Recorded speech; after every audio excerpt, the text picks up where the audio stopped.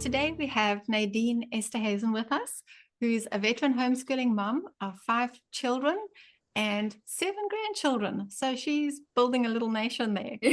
And we're going to be talking about homeschool organization to just help parents see that we're all different and we all have different ways of doing it.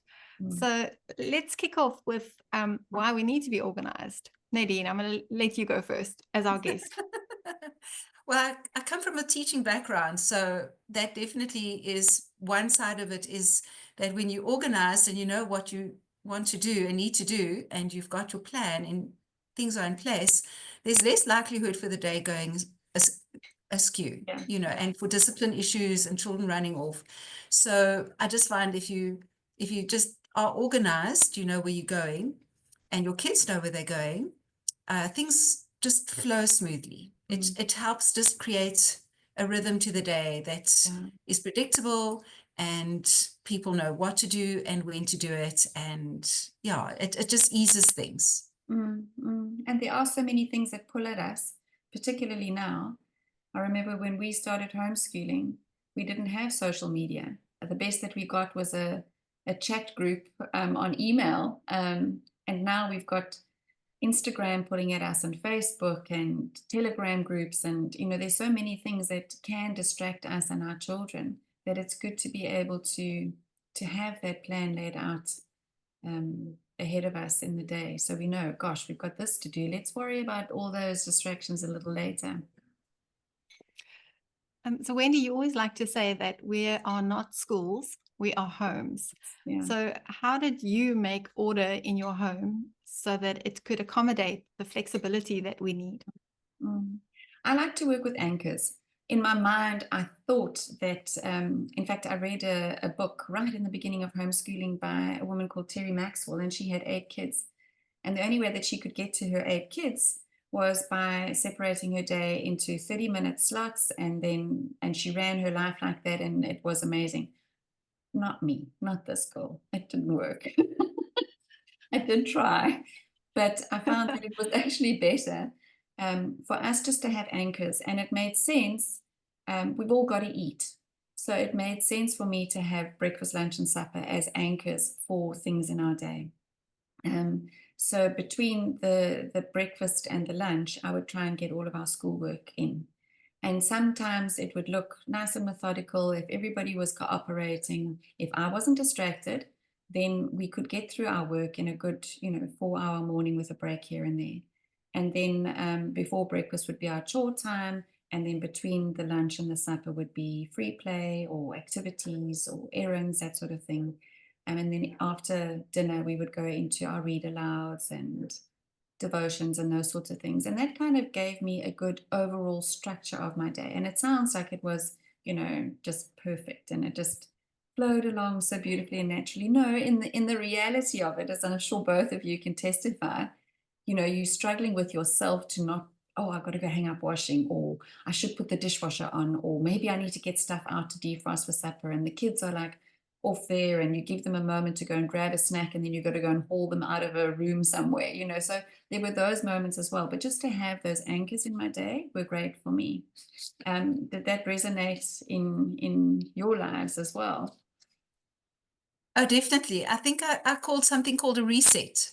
So I used those anchors as resets. So after a meal, we would move on to something else, and we would end what we were doing previously. So let's say in the mornings we would do schoolwork, but there were resets before that. There was like the morning chores, farm chores, and then we would reset and sit down and say, okay, now it's time for this next activity, and we would try finish by lunch. So usually lunch was our big deadline. And then I had something that I created called a theme of the day, which was my afternoons to fit in what I called the extras. So the morning was like all the normal school stuff, the basic discipline stuff. And then the afternoons, I created a theme for each day for science and science experiments and nature study, or geography and map work, or and current affairs would be another one, or Fine Art Fridays, where we would just focus on arts and famous composers, musicians, poetry, things like that. And that was so helpful because it wasn't prescriptive of time. It was more an add-on to the day, and gave us something to focus on each afternoon. And also when we ran behind on certain things, we would just focus our afternoons to catch up on things. So like, for example, I remember one year we had a very full curriculum and we just didn't get the science finished by the end of the year. And there were things the kids really wanted to do. So then the afternoons, we just focused on those activities until we caught up. So a week of that, and we had pretty much done what we needed to. So my afternoons were really key for making a rich life. So that was also time for hobbies, times for other activities that they could do. Yeah, That weren't disciplined school stuff. Yeah. And you, Shirley, how did you run your days? How do you run your days? Still do. Yeah. So similarly, we try to get all our disciplined schoolwork and reading aloud done in the morning, and the afternoons are often filled with outings. You know, when you've got lots of kids doing different sports, then you know, mom's playing taxi most of the time. But we would sometimes read aloud in the evenings to catch up if we needed. And we always kept Fridays as a light day for making up anything that didn't get completed. Because I did sort of work from a daily schedule for each child so that they knew what to get on with without me. And then if there wasn't catch-ups or we didn't skip a day or go somewhere, then Friday could be a day for outings or for those optional extras, art or just being lazy. You know, sometimes you just need a day to wash the curtains or do stuff that you don't normally do. So, you know, it was a 4-day week that we followed. So, you know, bringing it back to the question that you asked at the beginning, we cannot expect our homes, when there are so many things that we need to do as wives and mothers and homemakers, to look like a school. You know, in a school environment, the kids go off. That's all that the teachers are involved in doing, is creating this academic environment, and children will go from bell to bell to bell. It doesn't work like that in our home, and we need to remain flexible. Otherwise, I think that we end up with this internal tension all the time, that we think that it needs to look regimented like school. But in fact, by embracing the home, we're preparing our children more for real life, in how they will have to time manage and juggle balls and one day be moms or fathers with jobs, working from home, working out. So I think that it's a much more natural way of running. Have your anchors, do the things that you must do, and then you can do the things that you want to do. Is a much healthier way to organize the homeschool day. Nadene, I once had the great privilege of bringing my kids up to visit your home, and for our kids just to get to know each other a little bit. And one of the things that I absolutely loved was your schoolroom off your kitchen, which I thought was, first of all, just amazing, because you could quickly pop in there and put something in the oven for lunch, or, you know, stir a thing of soup. But you had a beautiful environment created. Now, not everybody has space for a schoolroom. And for many years, we homeschooled around the table. There were other times that we had a schoolroom. When our children were very small, we had little learning centers around the place. I know, Shirley, you've had the same thing, a schoolroom, not a schoolroom. But why don't you talk to us a little bit about the learning environment, the options that we have, and let's take it from there. Well, the farm has that lovely enclosed strip, so that became, I just called it the study, because it was just a storage area really, with my desk and the round table where the children could sit. And when the kids were little, I had a low table with small stools for the smaller children. And it just helped us to have a starting place where all the stuff was arranged. And I enjoyed the round table. We had it in our previous farm, just off the lounge. So we didn't have a schoolroom. I would call it a corner with a bookshelf and a suitable table and chairs, like the essential things for storage and facilitating learning. When I say learning, I'm talking about the discipline studies, the studies that have to be done, like handwriting and maths and formal subjects. The rest of the stuff was done under trees, in the lounge, wherever. I just like the areas to have self-contained storage facilities. So like on my bookshelf, I'd have baskets for each child or storage boxes for each child, and all the big heavy things that they needed were in there. So even the little toddler would have like little busy bags and activities in Ziploc baggies and whatever. And so every child had all of their stuff stored on a shelf. And then the color-coded books was a big organizational tip. That was from Sunlight. They gave colored stickers, so that was also very helpful. Like a child knew where their books were on the bookshelf. And then I had a lower bookshelf where I created like a nature table. It was basically just a tray, and above it was a clipboard, and it had the themes for the week or the nature study themes or whatever. And the clipboard on notice boards became really a handy way of just keeping things fresh. So I would just clip on the next famous artist or famous quote or scripture verse that we were learning, whatever it was. So I enjoyed having the bookshelves and some form of individual storage. And then at the table, I had all the art supplies that we were currently using in a shared, like Lazy Susan or little box with little boxes in it. So we only had one set of crayons or cookies or whatever it was the children could share. So that was always on hand. But on the bookshelf, I'd have an art box as well and craft boxes so that they could do hobby art or different things as well. And then little drawers that had colored paper or cardboard or things like that. That was handy. But we spent 18 months on the road. And while we traveled, we just had a little suitcase with our stuff in. And then something I did right at the beginning that helped in that suitcase story was chair bags. So we had everyone's stationery, their own little pencil boxes, their mini offices and their file in a chair bag. And I love chair bags because once you're sitting, you don't want the kid to get up and go look for something on the bookshelf. You want them just to sit down and get going. Yeah. So avoiding distractions. And so the chair bags with all their own things would fit in the suitcase as well. And we would just take that on the road. So we would do school anywhere. We just hang the chair bags on whichever chairs we were working. So that really helped. Science, I had a science tray, also a box full of the little science things, the science books next to it. So if they wanted to do experiments, they could just take the science box and find whatever equipment they needed and do science experiments. So I just would put that week's or that month's themes in a tray or in a box on the bookshelf where they could get to it, and it was always available to them. Yeah. So that was handy. But even now, I'm in my granny stage.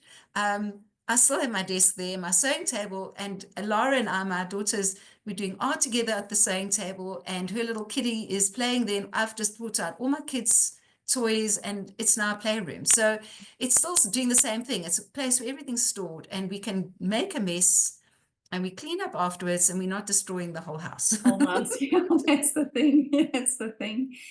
Yeah, and Shirley, and I think you have to send us a photo, Nadine, so we can put that on a slide as well. Yeah, I'll do so in real life, as I've got a grandy running around now. Yes. Oh, sweet. Yeah, and I think that when we had a schoolroom, very similar, it was lovely to be able to go to a place, do the stuff or, your learning room. But at the same time, when we were at the dining room table, it was so nice for me to be able just to reach and see what everybody was doing right now. And we had crates that the kids had all their books in with their folder at the front, which had their schedule for the week. And I think it might be nice for us to segue into scheduling and that sort of thing, Shirley. And perhaps you can share from your perspective. But how long does your planning and your scheduling take for the week? Let's be honest. You mean how long does it take me to do it? Yeah, how long does it take for you to sit down? And do you still, sit down and plan out your children's week ahead, month ahead, year ahead? How do you handle the planning of your school year? Okay, I use a printable template for each week, and I print out 10 because each term is usually roughly 8 to 10 weeks. And then I start with maths first, and I just schedule 4 days of the week, the maths that I want them to do, and then the English, and then if it's science and social studies, that we usually read aloud. the science program I'm using is easy to schedule daily pages that must get done. The social studies read alouds, we're just progressing at our own pace through those stories. And then written work, for anything extra I schedule. So that's like the maths and the English, my kids are old enough to get on with on their own. And then the read alouds I do with them. And then it depends. We do some science experiments. Sometimes they're happy to just read what the experiment should have been and not physically do it. My kids are just like that. Now you get other kids who want to do every single activity, and it just depends on your family. But so I generally spend a bit of time at the beginning of each term getting all those pages printed out and filled in. And then we have to reschedule sometimes, or catch up on Fridays or catch up at the end of the term. It doesn't always go smoothly, but at least I know there's a guide that's keeping us more or less on track. Absolutely. You want to add anything to that, Nadene? Especially as my kids got older, I used Google Calendar, and I made a calendar for each child, and I'd spend a day on each child just going through the textbooks, basically just going through the index and scheduling the work across the 50-week year. I always blocked off school holidays, the normal school holidays, and flowed with that kind of rhythm, just so that we were able to take time away from school and join other families who were doing normal schooling. And the Google Calendar became a really handy tool. It became a record of work. And it was such an easy thing to do because you could add in like the actual links to YouTube videos, actual links to web pages on the calendar notes. And then when the kids were old enough as teenagers, they could actually access their own calendar and continue the work with that. And that was a very handy way of doing it. But I'm very analog. I have to have my calendar and my year plan and my weeks planned out and printed out and on hand. So but I just remembered getting an overview using the Google Calendar. Very nice. And then having a printout of the real work that I needed to have each child do. Yeah, I mean, that's it. And actually, by the time our children are in their mid-teens, we do want to wean them off us and onto them taking ownership for their planning, their timekeeping, towards them moving into whatever their school leaving choice is.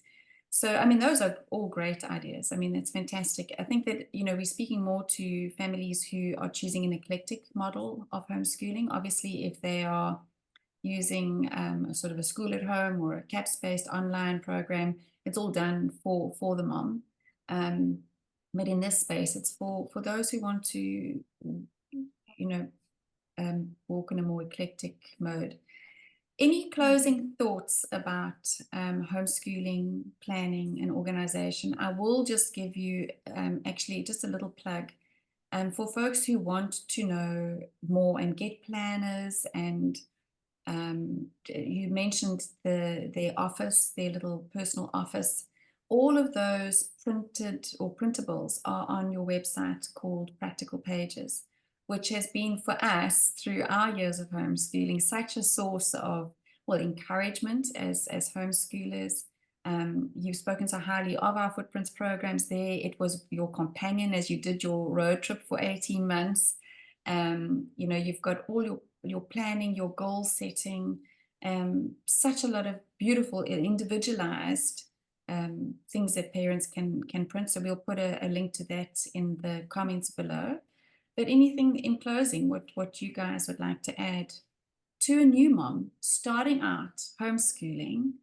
And she says, but what about schedules and routines? And what would your encouragement be? Let's go with you first, Shirley, and then Nadene. What just came to mind is that some parents are actually afraid to put their plan down on paper, because if they don't do everything, it's going to scream at them, failure, you didn't get it all done. And my advice is just pencil it in and you can change it. And then when it's done, I just want to underline something that Nadene said. When it is done and you've ticked it off, that planning sheet is now your record of what you did that week.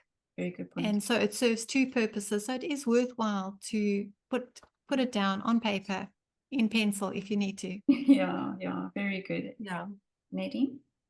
I agree with Shirley. I like the idea of pencil. I do also like the idea that we only ever did 4 days a week. I always say to new moms, start slow. Don't try to do the whole curriculum. Just get your kids into their maths. Start with a devotional, a morning circle time. Talk about what you want to do in terms of your most important things, and then just focus on one subject. Get them in the rhythm of that and make sure that they actually get to the place where they feel comfortable, because then you're not resisting, dealing with resistance. Yes. And then generally, I would say, if all else fails, read to your children.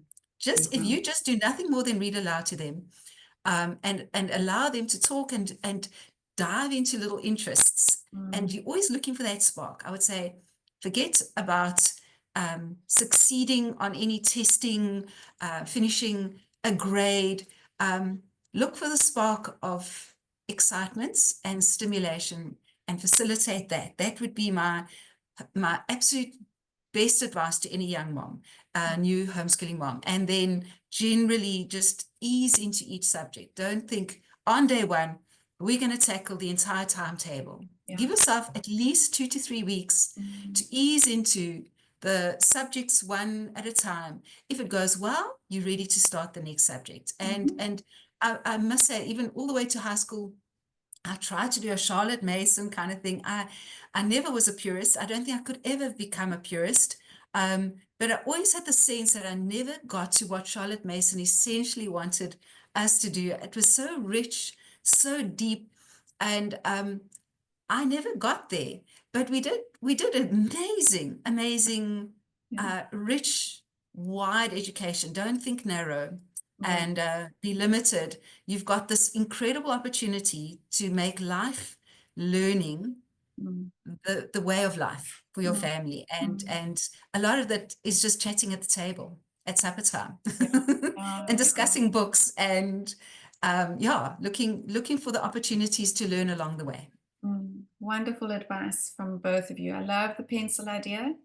And I think that offering our children that broad, generous education, and having a roadmap, but being willing to take a detour, go down a rabbit trail when you see that spark is there. It was lovely chatting with you again, Nadine. It was so lovely being here. Thank you.